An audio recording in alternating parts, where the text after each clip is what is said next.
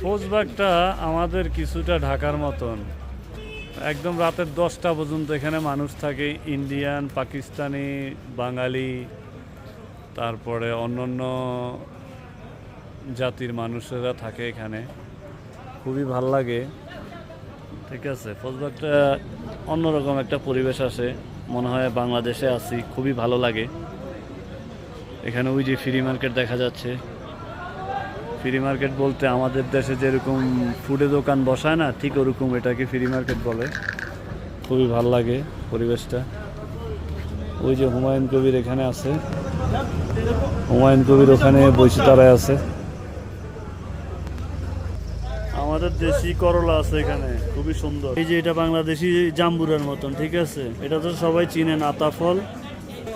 এখানে ফ্রুটের অভাব নাই, রোজা চলে আসছে, ফ্রুটের অভাব নাই। আলী ভাই তো আছে আমার সাথে, সামনাসামনি।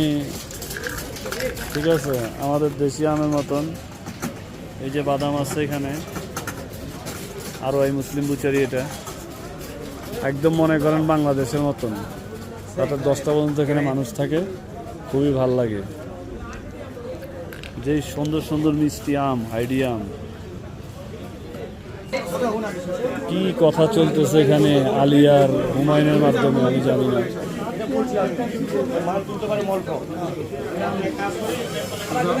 সবাই এখানে ব্যস্ত, খুব টায়ার্ড আজকে। আজকে খুব ব্যস্ত গেছে, খুব ব্যস্ত গেছে দোকান। কালকে থেকে রোজা, সবাই দোয়া করবেন। রমজান মোবারক রইল সবার জন্য।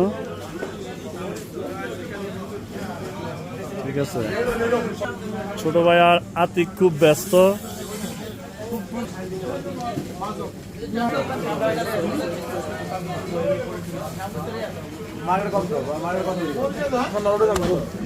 গাড়ি